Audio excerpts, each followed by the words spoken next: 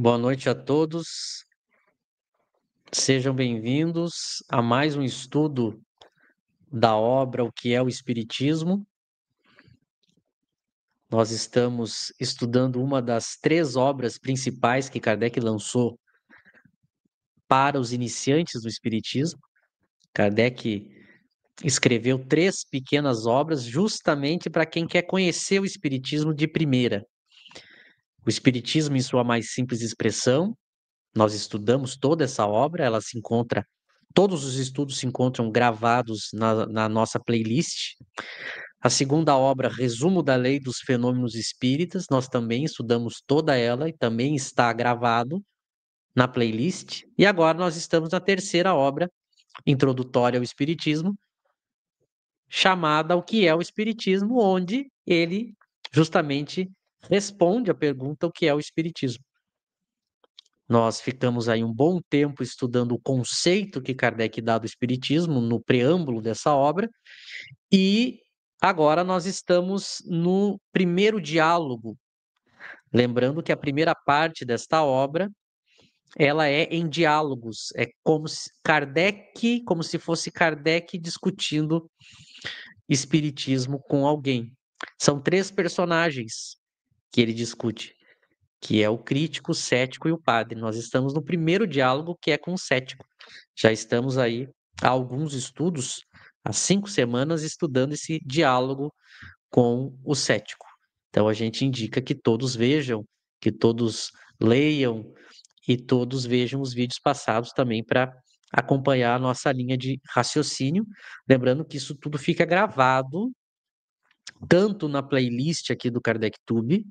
Se você entrar em playlist, digita lá na barra de pesquisa do YouTube KardecTube, entra no canal e aí lá tem vídeos ao vivo, playlist, entra em playlist e lá tem tudo organizadinho por assunto, por livros, os nossos estudos. Mas isso também se encontra na página do nosso amigo Lauro, né? Na página Estudar Kardec, ele também faz a mesma coisa.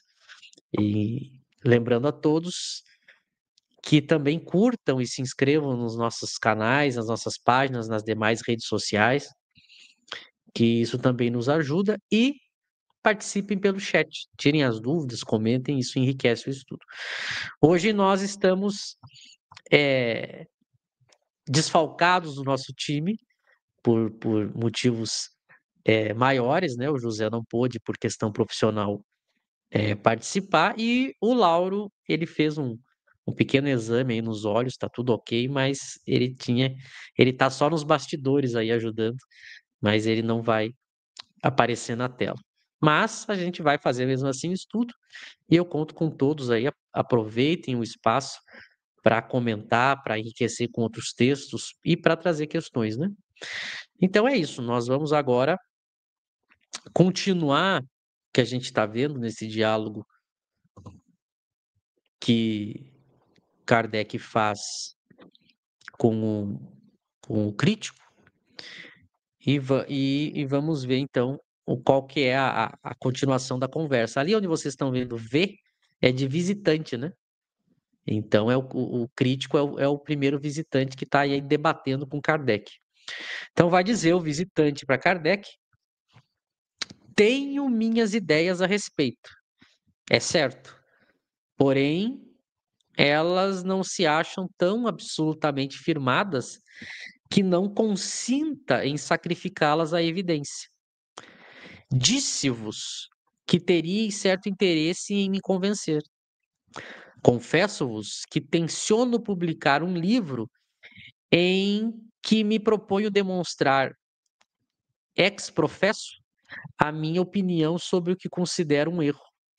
E como esse livro deve produzir efeito, dando um golpe no espiritismo, eu deixaria de publicá-lo caso ficasse convencido da realidade da vossa doutrina. Então, vamos ver a resposta de Kardec, depois a gente contextualiza tudo, né? Kardec vai responder a essa fala do crítico da seguinte maneira: eu sentiria que ficasseis privado do que vos pode proporcionar um livro que deve produzir tanto efeito. Além disso, Não tenho interesse algum em impedir a sua publicação. Ao contrário, desejo-lhe grande circulação, porque assim ele nos servirá de prospecto e anúncio. A nossa atenção é sempre chamada sobre aquilo que vemos atacado.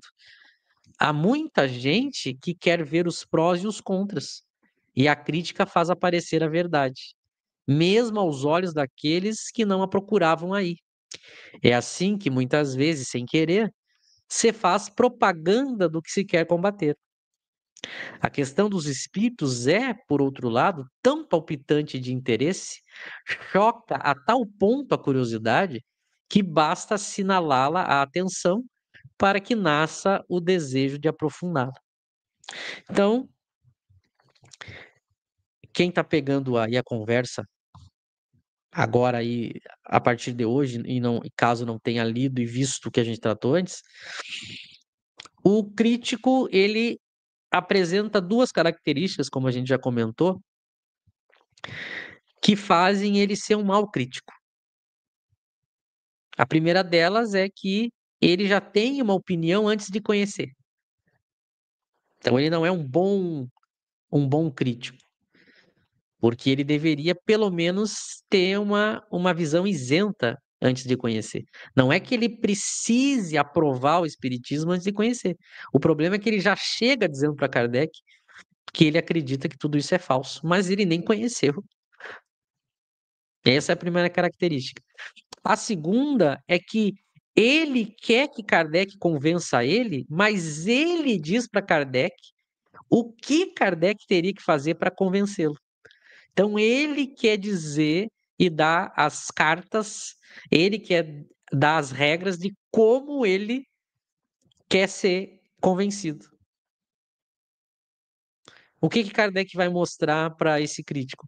Que e não é quando eu vou estudar uma teoria, uma filosofia, uma ciência, não sou eu que escolho o método de convencimento. Eu tenho que me adaptar às exigências da própria teoria. Não é a teoria que tem que se adaptar a mim. E ele pediu para Kardec para participar de uma ou duas sessões, e Kardec mostrou que não é assim que se constrói a convicção espírita. Não adianta a pessoa assistir duas sessões de fenômenos que ela vai se convencer. Porque, como qualquer ciência, a pessoa precisa estudar muito, ela precisa ter uma base teórica para saber, inclusive, avaliar os fenômenos. Então, o crítico percebe que Kardec não vai atender os caprichos dele, e é por isso que ele inicia assim, dizendo que eh, ele diz para Kardec o seguinte, que ele tem uma opinião formada, mas que se ele for convencido do contrário, ele pode mudar de opinião. Então ele quer insistir que Kardec tente convencer ele. E ainda ele faz uma ameaça para Kardec, como a gente viu. Ó, disse-vos que teria certo interesse em me convencer. Agora ele quer eh, convencer Kardec de que Kardec tem que convencê-lo. Como é que ele faz isso? Ameaçando. Ele diz: olha, eu pretendo publicar um livro que vai dar um golpe no espiritismo, que vai mostrar que o espiritismo é um erro. Se você me convencer do contrário, você escapa disso. Olha a pretensão do crítico.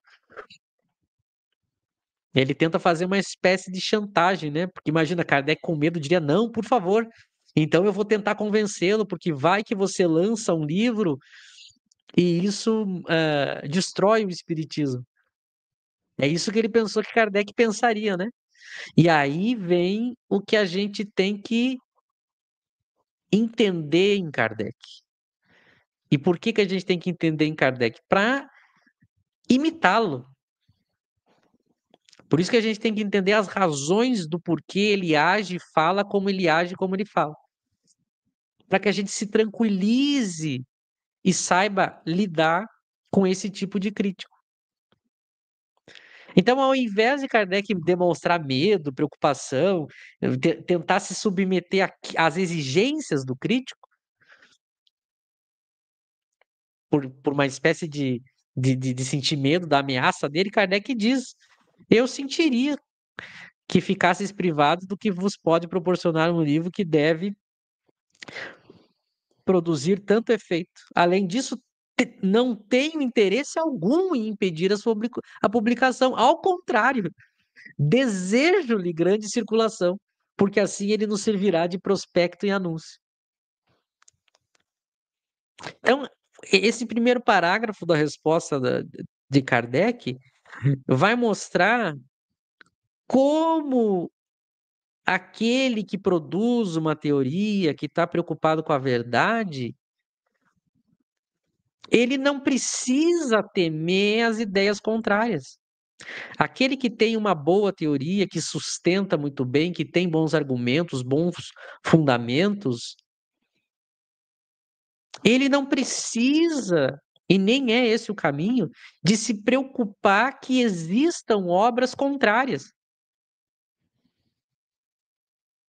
Esse é um ponto que a gente tem que entender. Então, não existe para o Espiritismo censura.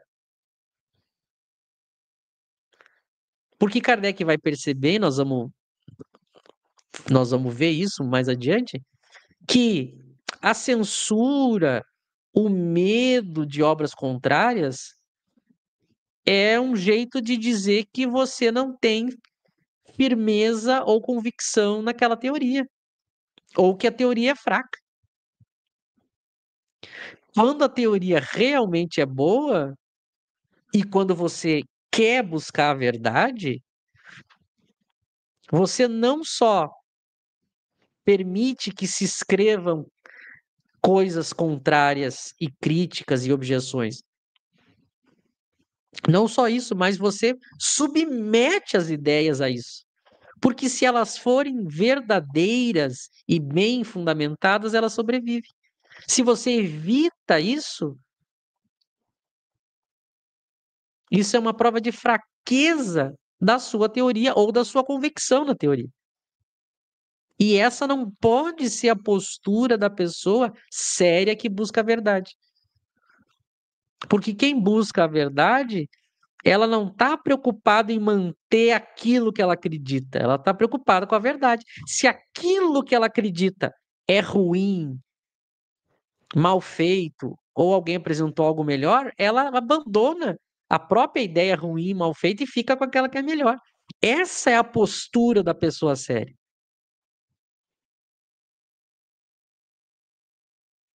Então, olha que interessante aí, por isso que ele diz: é, se o crítico escrever sobre o Espiritismo como ele pretende, ele vai estar fazendo uma propaganda do Espiritismo. Vai servir de anúncio. Que imagina se fosse proibido, se proibisse a pessoa de falar contra. Primeiro, que eu não colocaria à prova a minha teoria e os meus argumentos. E segundo, que quanto mais pessoas falarem, elas estão fazendo propaganda para o Espiritismo.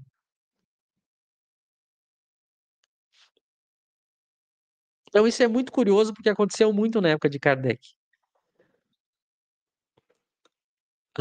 Determinadas localidades não se falava em espiritismo. Daqui a pouco, sabe o que acontecia? Alguém falava contra.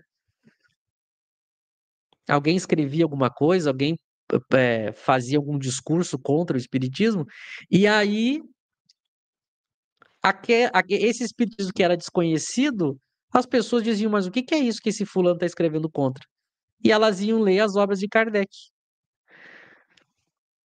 No momento em que elas iam ler a obra de Kardec, elas iam: peraí, mas isso que esse senhor está escrevendo é melhor do que o crítico me falou. Ela ficava com Kardec. Na hora que ela ia comparar o que o crítico ao espiritismo tinha escrito com o que Kardec escrevia, os argumentos de Kardec eram tão bons e melhores que a pessoa ficava com Kardec e abandonava o crítico que fez ela chegar até Kardec. Então ela serviu como um anúncio.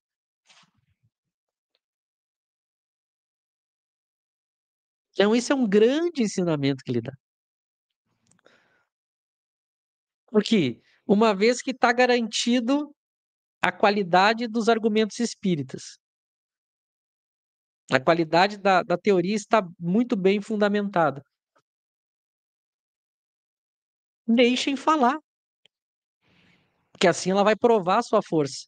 E enquanto as pessoas falam, elas vão perder a discussão, porque os argumentos do espiritismo são melhores, e vão ter servido de anúncio, vão ter ajudado a divulgar a doutrina. Olha que interessante.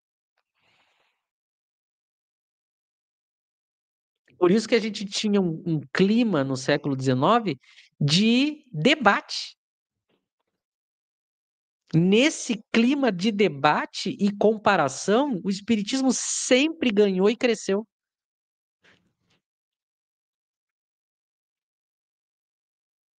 Sempre ganhou e cresceu nesse clima de debate. Por quê? Porque era a hora que a pessoa comparava uma ideia com a ideia contrária. E aí ela podia avaliar qual que era mais racional. Isso foi tão poderoso, esse acontecimento das pessoas falarem contra e o espiritismo ser conhecido e a pessoa acabar virando espírita graças àquele que escreveu contra.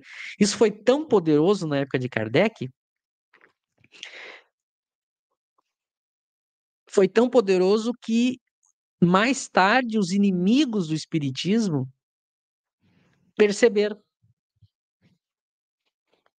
Chegou uma hora que os inimigos do espiritismo perceberam o seguinte: opa, opa, se eu falar e atacar o espiritismo, aí as pessoas vão querer saber o que ele é, vão ler as obras de Kardec e vão ficar do lado de Kardec.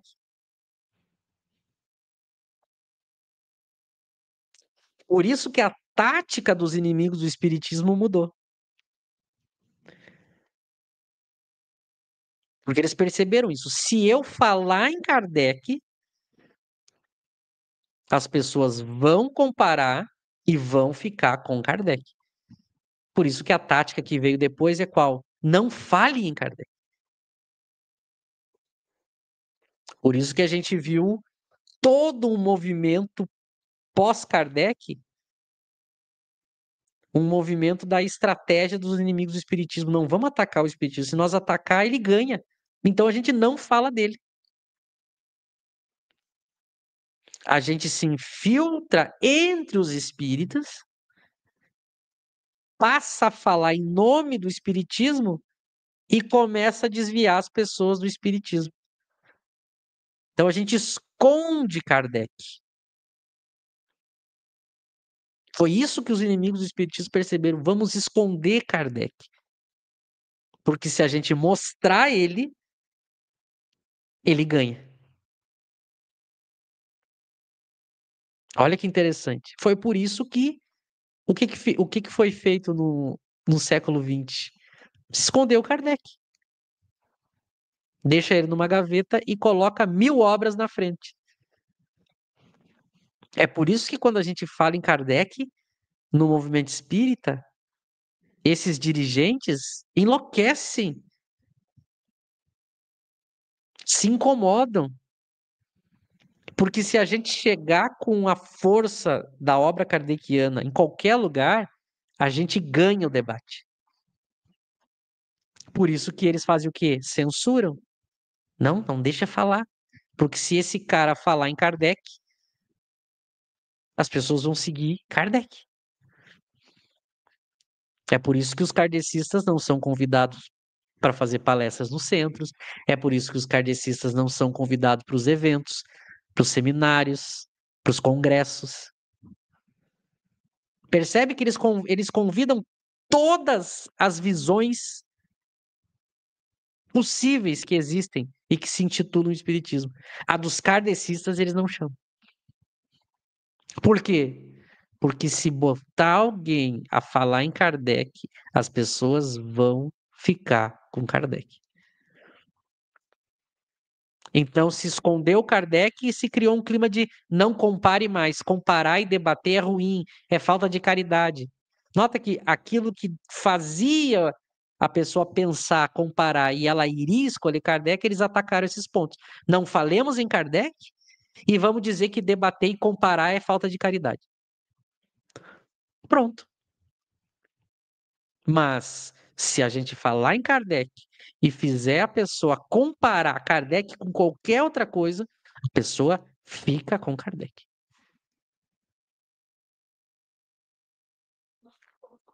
E aí ele vai. Tem um comentário do Lauro aqui. Você é a voz do Lauro hoje, ó. E aí ele diz assim: e o que é interessante, que nos tempos de redes sociais, alguns que querem criticar os kardecianos falam, mas não dão o nome da pessoa ou do canal, evitam fazer propaganda de outros canais. Exatamente isso que o Lauro está falando. Porque eles já perceberam a tática. Os próprios inimigos perceberam a falha deles. Isso é muito curioso. Então, por exemplo, esses grandes canais que dominam o movimento espírita, eles não nos citam. Eles não citam o KardecTube, eles não citam o Estudar Kardec, eles não citam o Mesa Girante, eles não citam o Cosme, eles não citam o Shibene, eles não citam. Como o Lauro está falando aqui, claro, porque se eles citarem, as pessoas vão pegar e vão entrar aqui nos nossos conteúdos e daí a pessoa vai começar a pensar, comparar. Então eles escondem e censuram. E se eles tivessem, como Kardec? Olha o que o Kardec está fazendo. Kardec tinha tanta segurança que ele diz assim: pode publicar a obra que você quer publicar. Faço questão. Porque ele se garantia nos argumentos. Ele não precisava fugir, se esconder ou censurar alguém. Mas essas pessoas, como elas sabem que o que elas falam é frágil e falso, elas fogem do debate, elas não citam. Sendo que Kardec vai fazer isso o tempo inteiro, né? Eu sempre digo aqui, Kardec colocava o texto dele e o texto da pessoa que pensava o contrário. Compare agora. E a gente sempre fez isso desde que a gente abriu as lives, né? Todo mundo já está acostumado com isso. A gente vai, mostra o texto de Kardec, faz os nossos comentários, apresenta as teorias contrárias, dá nome aos bois, mas eles não nos nomeiam. Porque a multidão que os segue, se cair nos conteúdos kardecianos, não sai mais. Então, muito bem lembrado pelo Lauro. Aí ele continua, né? A nossa atenção é sempre chamada sobre aquilo que vemos atacado. Há muita gente que quer ver os prós e os contras. E a crítica faz aparecer a verdade. Olha essa frase que Kardec está dizendo. Não há como a gente chegar à verdade se eu não tiver um ambiente livre de debate e crítica. Se eu terminar com isso, a gente não chega à verdade. Vejam o que a gente está vivendo hoje, que um lado quer fazer com que o seu seja o único. Isso é fraqueza. A crítica faz aparecer a verdade. Porque eu digo uma coisa, a pessoa vem e diz outra, e aí o público tem condições de comparar. Se a gente não fizer isso, como é que as pessoas vão comparar, escolher, pensar, raciocinar? Então tem que ter esse clima de liberdade crítica para que o público decida. Vejam, por exemplo, que o exemplo que a gente tem do projeto Nosso Lar Segundo o Espiritismo. A gente está seguindo exatamente essa ideia. O que a gente faz lá? A gente apresenta os textos de Kardec, o nosso entendimento sobre o texto e deixa livre para a pessoa comparar com a obra Nosso Lar. Ela compara. E a gente sempre apresentou abertamente o que a gente pensa, sempre apresentou os textos de Kardec, agora a pessoa faz a sua avaliação. Se a FEB, se a FEB seguisse realmente Kardec, ela faria isso. Por que que a FEB não pega os vídeos que a gente faz crítica à obra Nosso Lar e ela não publica? Por que que ela não faz isso? Eu lembro que no final do ano passado, um dos diretores da FEB fez um vídeo na página da FEB, ele fez um vídeo incentivando as pessoas a não dar audiência para quem critica a FEB. Agora comparem essa postura dele com isso que Kardec está fazendo aqui. Exatamente o contrário. Kardec diz assim: eu faço questão que você publique o livro que você está ameaçando publicar. Se a FEB realmente não temesse, ela pegaria os vídeos que a gente faz criticando o Nosso Lar e colocaria no site dela. E diria, ó, crítica à obra Nosso Lar, compare, analise e tire suas conclusões. Mas por que que ela não faz isso? Porque ela sabe que não tem argumentos. Porque ela sabe que se isso acontecer, as pessoas vão abandonar ela. Então elas cerceiam, elas monopolizam, elas censuram, elas não convidam, elas fingem que você não existe. E eu tô falando aqui não tô falando especificamente do KardecTube, né? Tô falando de todos os canais, inclusive dos canais maiores e melhores que o meu. Eu vejo os grandes congressos nacionais sobre espiritismo e não tem o Cosme. Como que os maiores congressos espíritas do Brasil não vai ter o Cosme?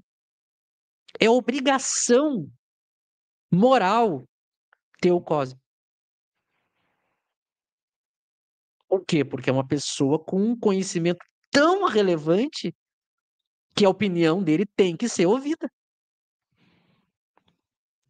É a pessoa mais especializada em Kardec do mundo, tem o trabalho de maior divulgação de Kardec do mundo desde Kardec, que é o Kardecpédia, em 9 idiomas, todas as obras de Kardec relacionadas entre si, e ele não é convidado. Por quê? Porque se ele for convidado, a plateia, com o passar do tempo, vai seguir só ele. Não vai ficar com aquelas palestras ruins e mal argumentadas de quem participa desses congressos. Então eles não chamam, não convidam, não mostram, porque eles perceberam isso que Kardec já está falando aqui. A crítica faz aparecer a verdade. Acaba com a crítica, e eu tenho só uma visão. Aqui tem um comentário do Cláudio, antes de eu prosseguir. Cláudio Pecorari. Verdade, Michel. Quando eu falava no centro que frequentava, os anti-Kardec diziam: hoje, catecismo com. Pois eu falava de Kardec. É catecismo com K, né? Mas é bem isso. Eu recebo muitas pérolas no KardecTube de comentários. Teve um senhor uma vez que disse assim: esse rapaz, esse Michel, é mais kardecista que o próprio Kardec.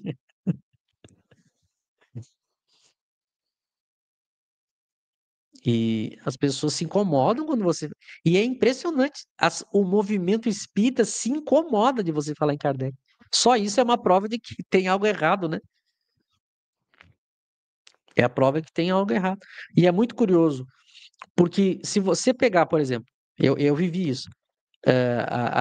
Eu frequentei um centro espírita que tinha palestras semanais. E cada palestrante cada palestrante tinha um viés, um uma maneira de entender o espiritismo. Cada um falava um absurdo maior que o outro, mas não eram absurdos iguais, eles eram de visões diferentes.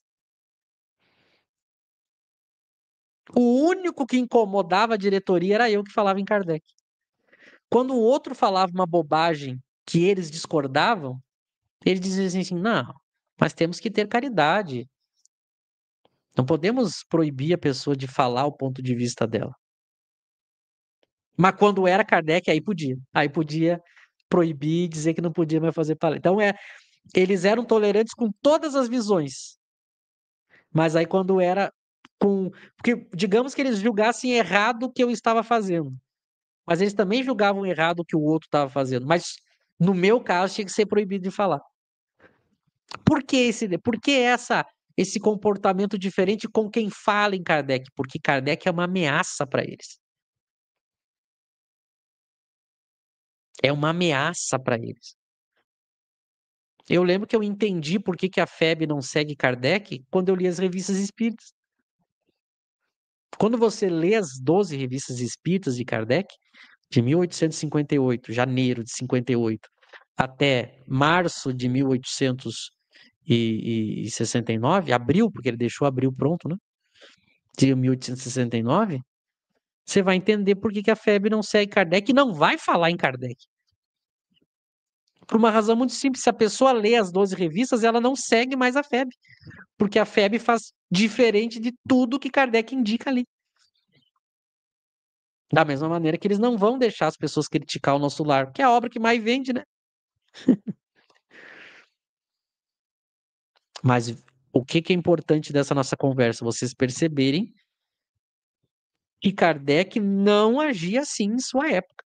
Vejam que o crítico está dizendo para ele: eu vou criar uma obra que pretende dar um golpe no Espiritismo. Kardec diz assim: faço questão que você publique. Faço questão. Vejam que é 360 graus a diferença. Vamos continuar para ver ele falando. Mesmo aos olhos daqueles que não a procuravam aí. É assim que muitas vezes, sem querer, você faz propaganda do que se quer combater.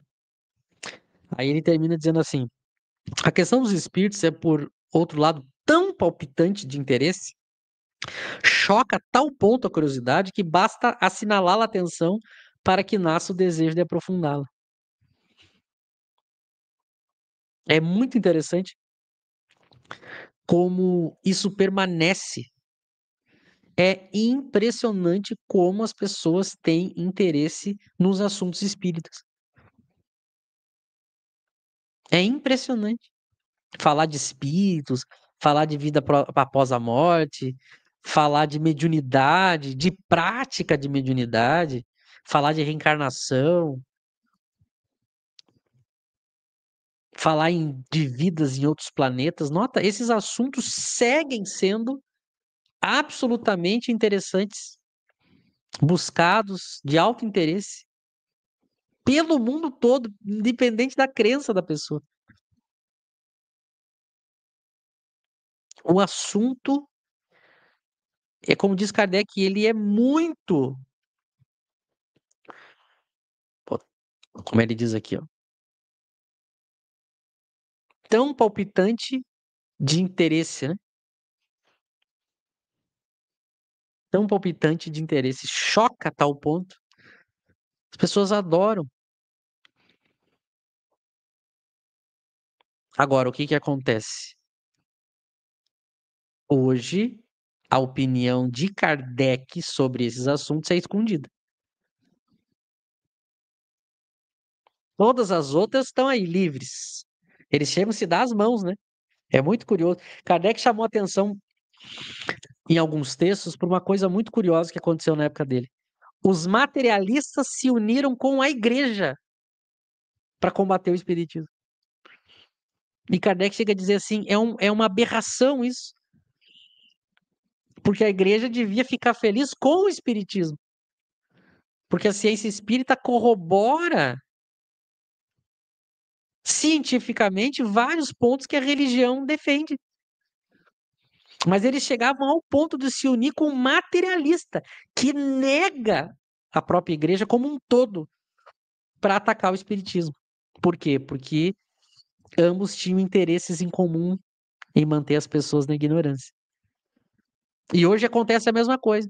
Esses diversos grupos espíritas, eles chegam a se unir para não deixar as pessoas chegar em Kardec. Então o assunto continua. Vejam que as obras sobre mediunidade, espíritos, esses assuntos continuam. Os vídeos, os podcasts continuam.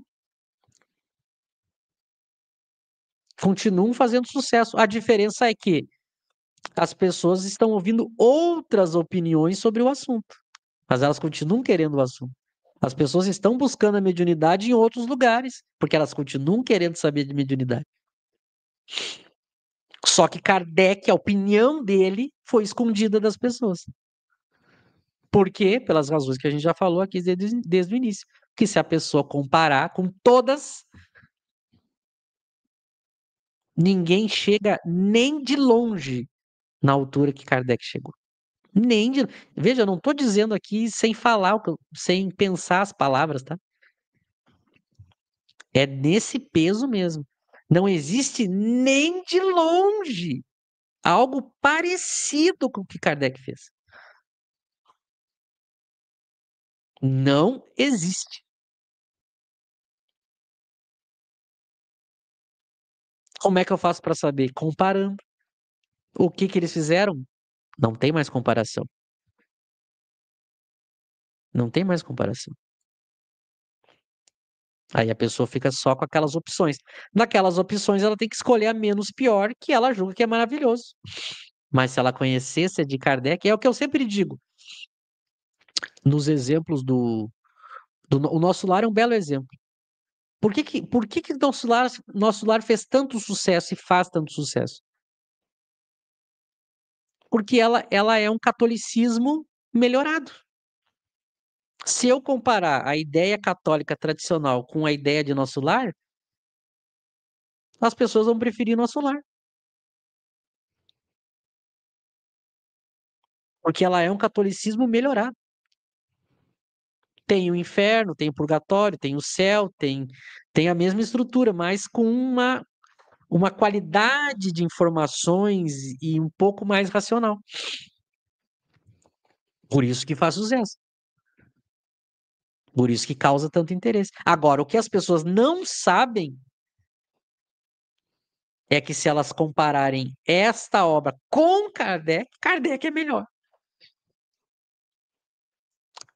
Mas ela só vai saber isso se eu tiver um clima de debate crítico livre. Mas as pessoas que defendem a obra Nosso Lar no movimento espírita não permitem os críticos falarem. Não permitem. Porque se acontecer a crítica, as pessoas ficam com Kardec.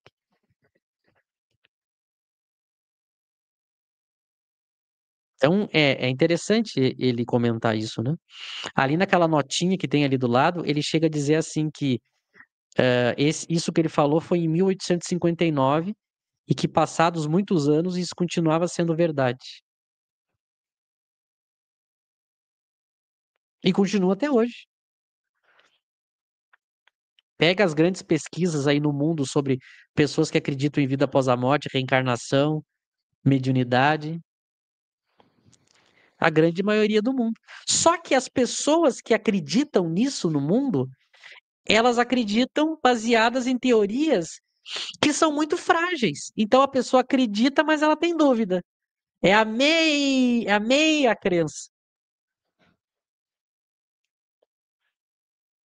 Por quê? Porque é uma crença que tá no íntimo dela, mas ao mesmo tempo ela não tem uma teoria sólida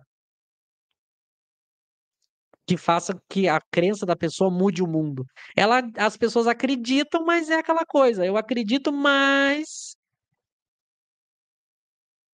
eu estou na dúvida. E aí, enquanto eu estou na dúvida, eu ainda me comporto como materialista.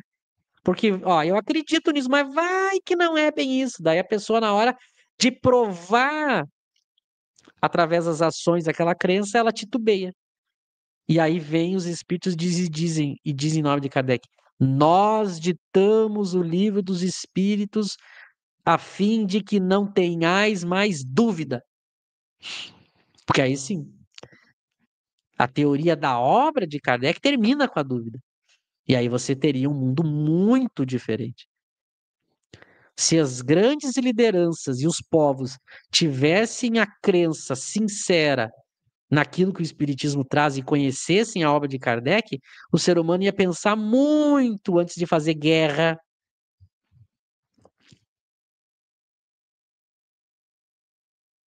Imagina, é uma ciência, não é uma questão de opinião, mas é um fato. Aí o líder daquela nação fica sabendo o seguinte: se eu bombardear aquele outro povo, o Espiritismo me diz que muitos dos que estão lá podem ter sido meus filhos na outra encarnação. E eu vou bombardear. O Espiritismo me diz que hoje eu estou do lado que bombardeia, mas eu posso amanhã estar do lado que é bombardeado. Nota, isso vai mexendo com a cabeça das lideranças. A gente teria um mundo bem diferente. Mas eu só aprendo comparando. Eu só aprendo comparando. Tem mais um comentário aqui do Lauro e um da Fátima. Deixa eu colocar o do Lauro aqui. E o movimento espírita não entende por que outras doutrinas, como a Umbanda, por exemplo, estão crescendo significativamente. Isso é um ponto que a gente tem comentado bastante, né? Porque como eles dão acesso à prática da mediunidade e a prática da mediunidade para uso pessoal, então a pessoa vai até um centro de Umbanda, ela tem, ela tem rapidamente contato com a mediunidade e ela ainda usa isso para resolver problemas pessoais. O que que fizeram nas casas espíritas da FEB, do Chico, do Emmanuel, do André Luiz? Fecha a mediunidade entre quatro paredes, só gente privilegiada pode participar, só quem for santo e só quem estudar as apostilas por 10 anos. E ainda assim, quando participar, é só para atender obsessor. As pessoas não têm acesso à mediunidade no movimento espírita, mas as pessoas continuam querendo a mediunidade. Então elas foram buscar em outro lugar.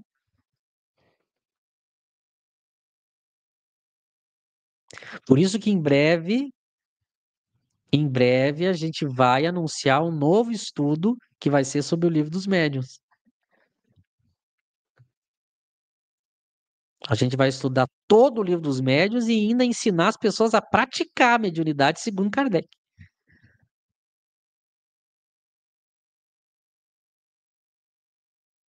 Porque as pessoas precisam da mediunidade, querem a mediunidade.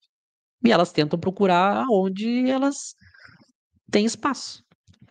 Mas quando elas têm contato com a mediunidade, segundo Kardec, ela consegue extrair muito mais coisas. Muito mais coisas. Tem também o comentário da Fátima Magalhães. Ela diz assim: compartilhei um vídeo do Kardec Tube, refletindo sobre os erros dos romances espíritas. Chico Divaldo, a pessoa não conversa mais comigo. É interessante isso, né? É interessante a gente pensar nisso. Porque vamos fazer um exercício aqui.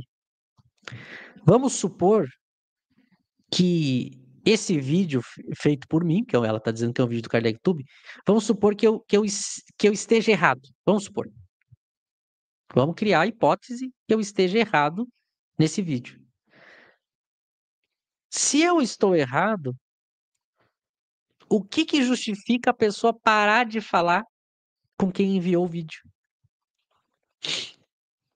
O que que ela teme? Porque se ela julga que ela está certa, é como Kardec está dizendo, bom, mas Deixa ele falar, tá falando bobagem. E apresenta, a pessoa poderia ter devolvido para ti, ter dito, olha, ele está errado por isso, por isso, por isso, por isso, por isso, mas ela foge. Sabe por que que a pessoa foge? Porque isso mexe com a cabeça dela. Ao mesmo tempo que mexe com a cabeça dela, ela vê que ela não tem argumentos. Então ela corre.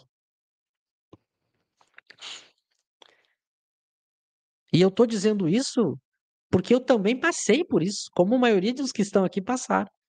Eu fui extremamente espírita de movimento espírita ao extremo, chiquista ao extremo. E eu lembro quando eu comecei a ouvir as primeiras críticas a essas obras. Eu não admitia. Como ousam falar? Quem é você para falar? Que é o que eu ouço agora. Que é muito curioso o argumento, né? Que na verdade não é argumento. Quando a pessoa diz assim para você, quem é você para falar isso? Veja, a verdade ela é universal. Se eu falar que um mais um é 2 e o Einstein falar que um mais um é 2, não interessa. É 2. Se você falou a verdade, não interessa quem é você. Você falou a verdade. Mas a pessoa, pelo menos, ela não precisava ver aquilo como verdade. Mas por que que ela não compara, não ouve, não dá os argumentos dela? É porque ela não tem argumentos. Tanto é que eu já falei para vocês várias vezes que assim que eu terminar o projeto Nosso Lar Segundo o Espiritismo, eu vou abrir a terceira fase, vai ser aberto para as pessoas que defendem criticarem meu projeto. Eu vou publicar o vídeo da pessoa sem nenhuma censura. Ela vai poder dizer aonde que o projeto está errado. E esses vídeos vão estar junto com o projeto. E aí o público vai olhar os dois, os meus vídeos e o pessoal descendo a lenha. Da onde é que eu tirei isso? Lendo Kardec, veja como ele fazia isso. Tem mais um comentário aqui.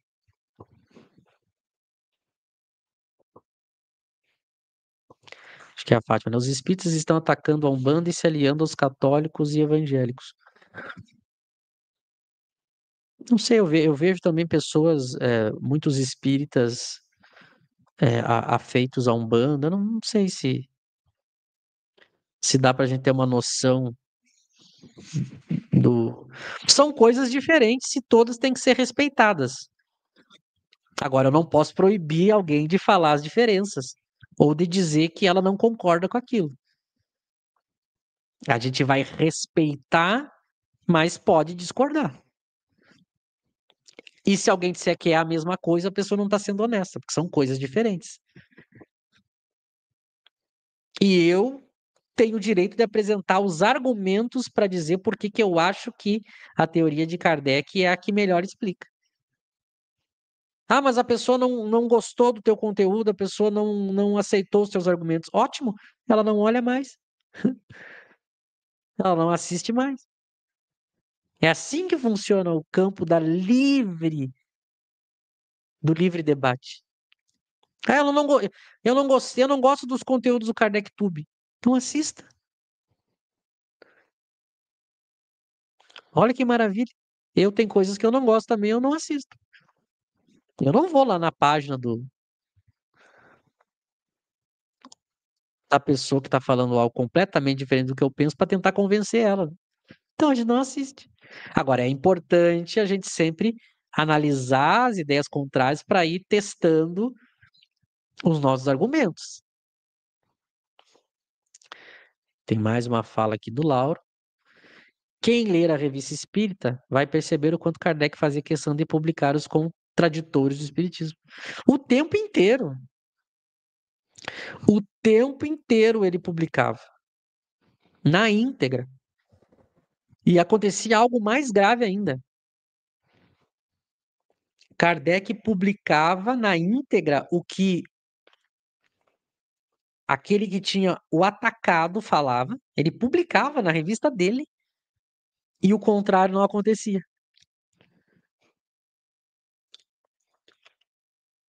Olha que interessante. Kardec publicava a opinião dele e daquele que o atacava na sua revista, e aquele que o atacou não publicava a opinião de Kardec. Quem é que era o desonesto no debate? Quem é que temia? Quem é que enfrentava? E sempre com educação. Porque eu não sei por que que as pessoas associam essa questão de discordância, análise, comparação, elas associam a briga, violência, falta de respeito. Tem nada a ver.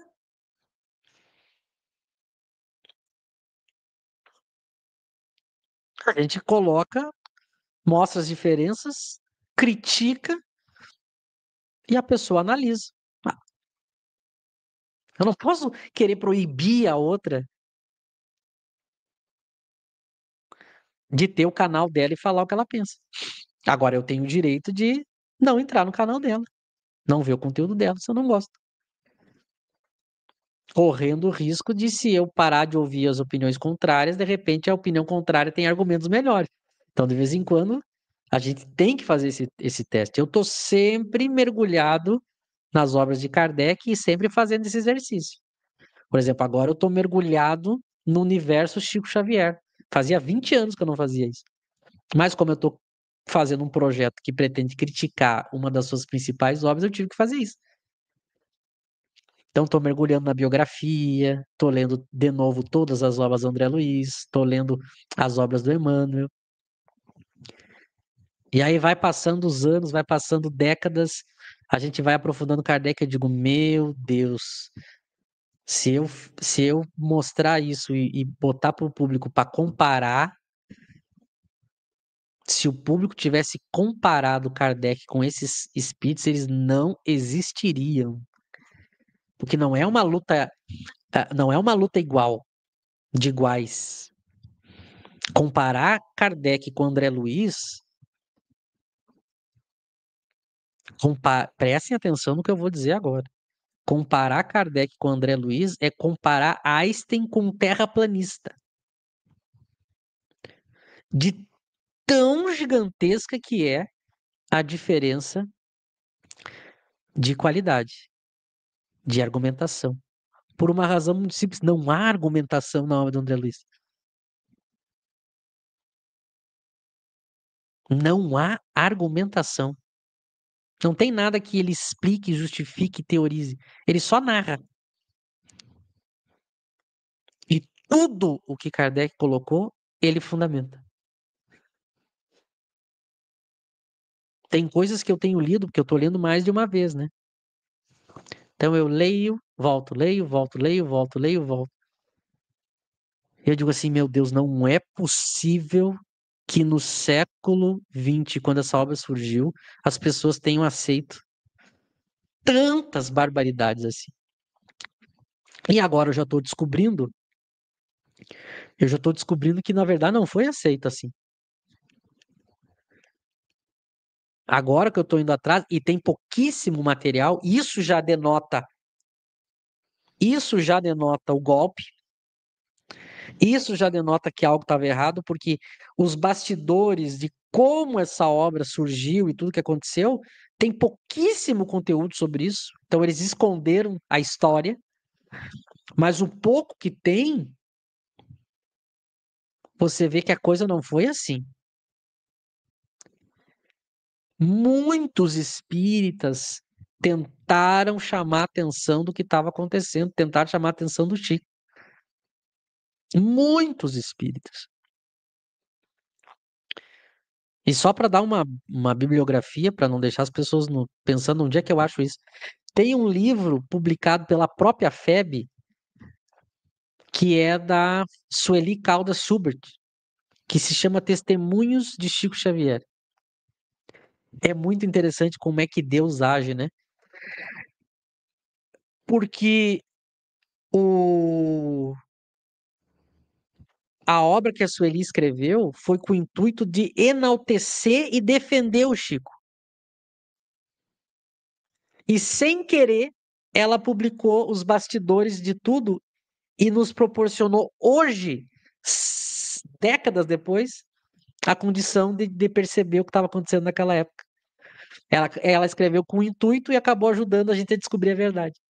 Mas claro que ela não pensa assim. Então, como é que funciona o livro? Ela teve acesso a cartas pessoais que o Chico enviava para o então presidente da FEB. Só que ela usa essas cartas. O livro, as cartas são excelentes porque é documento histórico em fonte primária. Os comentários da Sueli são patéticos e ridículos. É uma das coisas mais patéticas e ridículas que eu já vi na minha vida. Quem tem o livro ou comprem o livro. Porque é um livro para. Não importa o que a carta dissesse, ela criava um discurso para enaltecer o Chico. Só que as cartas servem para a gente poder analisar além da opinião patética da Sueli. E aí que está aonde eu queria chegar. Então, tem os bastidores bem de leve da época da produção do livro Nosso Lar. E uma das informações que tem ali, que eu estou tentando descobrir se consigo esse documento, ainda não sei como, dizem as cartas que na época um grupo de espíritas do Rio Grande do Sul, olha que curioso, fez um documento e enviou para o Chico e para a FEB contra o livro Nosso Lar. O que eu quero agora? Achar esse documento para saber o que pessoas que estavam fazendo lá na época que isso estava nascendo, fazendo o que a gente está tentando fazer hoje.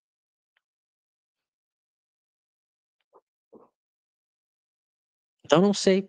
A minha ideia é tentar ver se a Federação Espírita do Rio Grande do Sul tem esses documentos, mas é capaz eles terem e não quererem divulgar, né? Mas nota que muita gente tentou evitar a tragédia que foi o século XX no movimento espírita. Mas nota que sempre nesse clima de censura e monopólio, não como Kardec, como a gente viu aqui no texto de Kardec. O incentivo à publicação de ideias contrárias, né?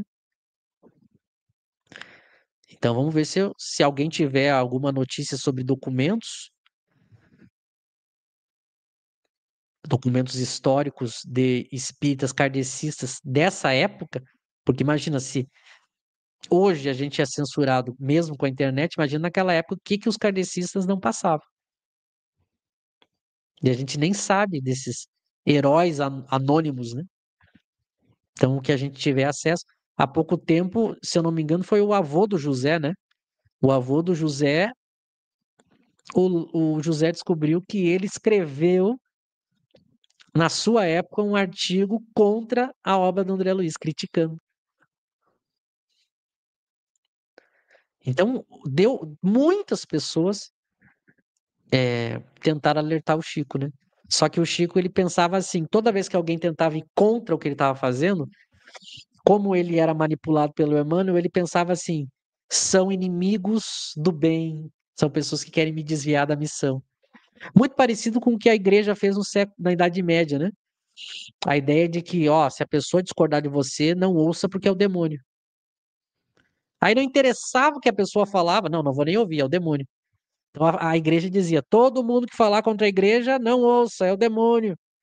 E a pessoa nem ouvia. Aconteceu a mesma coisa com o Chico. O Chico, qualquer pessoa que criticasse o que ele estava fazendo, ele achava que era o demônio.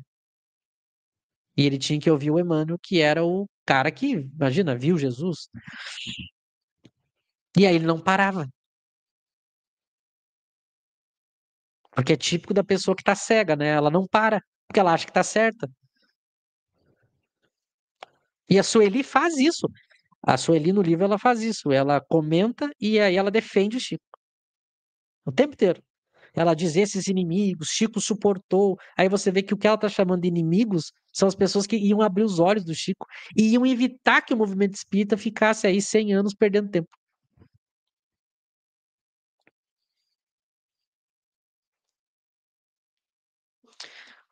Para terminar, tem uma pergunta do Luciano aqui. O que o Michel do presente falaria para o Michel do passado? Eu falaria para eu diria duas coisas. Uma para já começar a ler Kardec.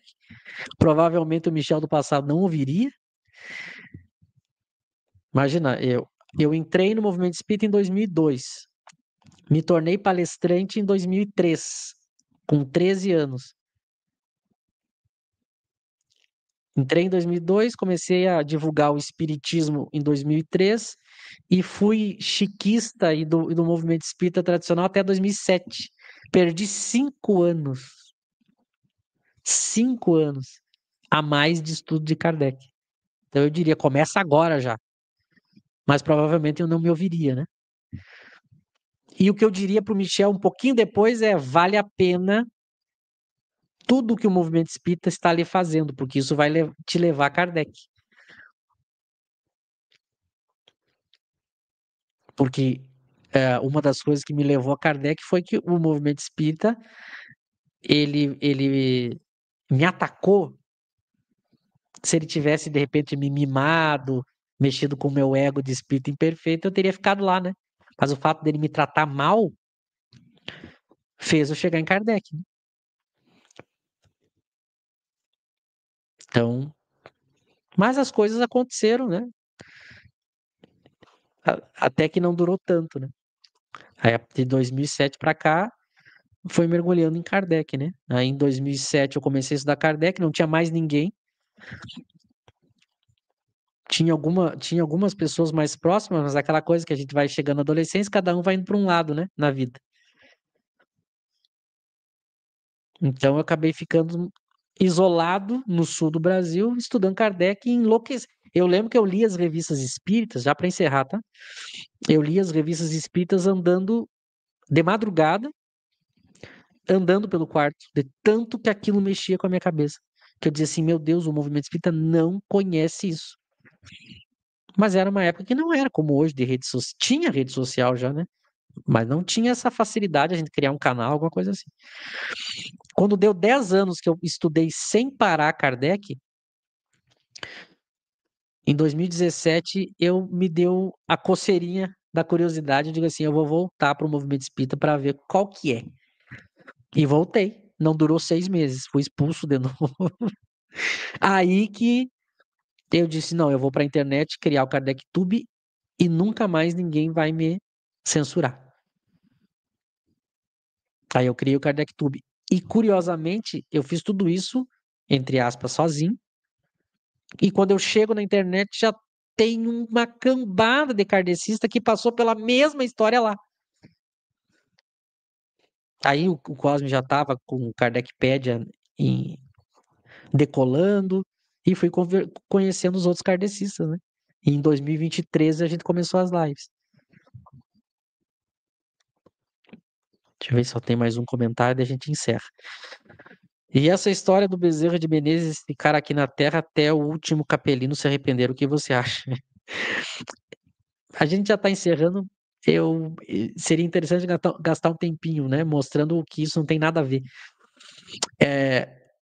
Tem essa história de que tem uma história que é o seguinte, para quem não sabe, tem uma história que diz o seguinte: o Bezerra evoluiu muito, mas por amor a nós ele decidiu ficar aqui para nos ajudar.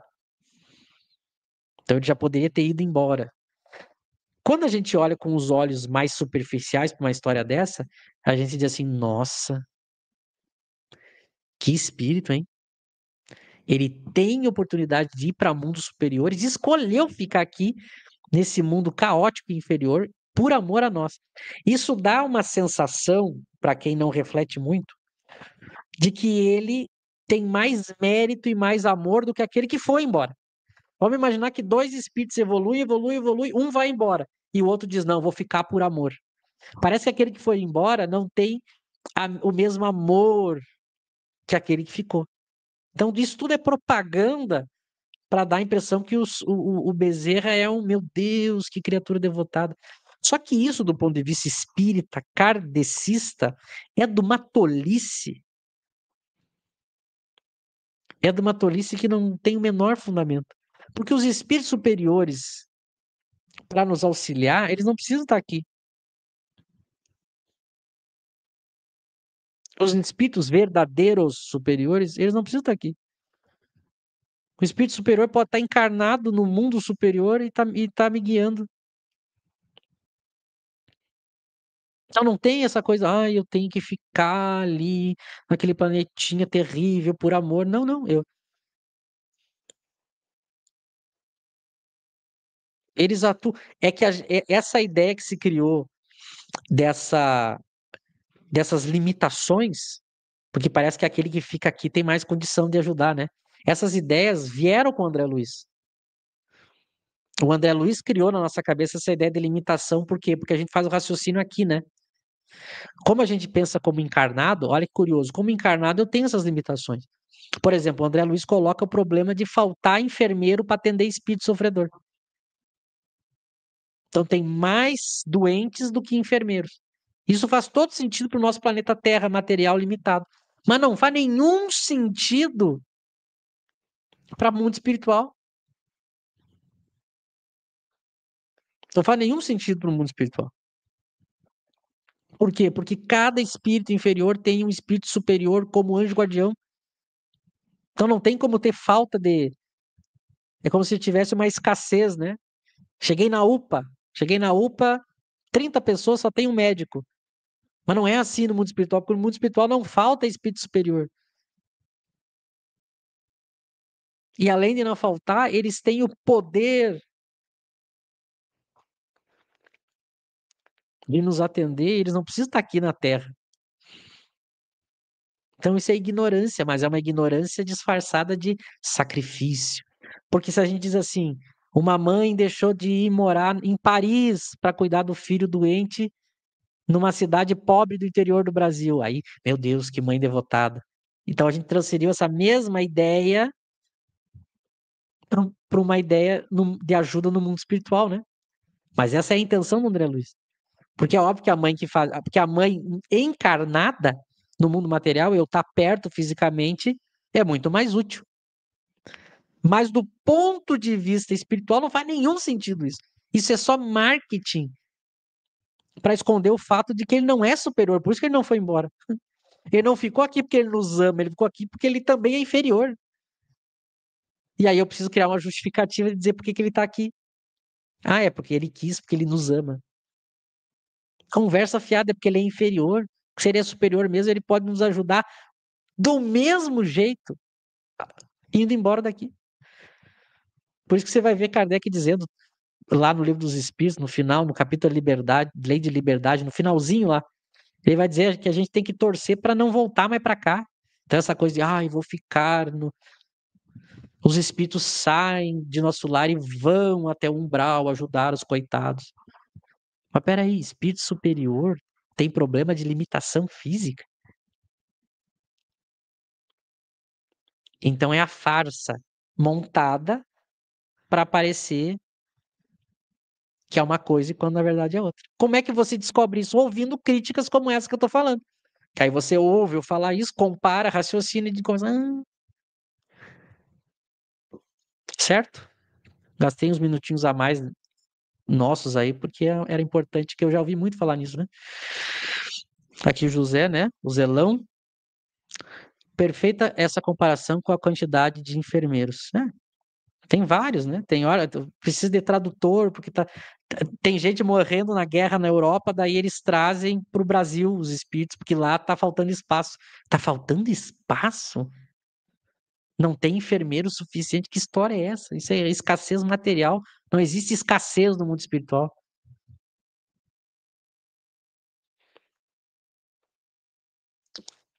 Luciano Alves, um espírito superior tem a possibilidade de cuidar de vários espíritos inferiores ao mesmo tempo. Então, tem obra que diz que Jesus, que é o espírito puro, veio para a Terra de nave, né? Bom, então se o espírito puro precisa de um meio de transporte, então ele não domina a matéria, né?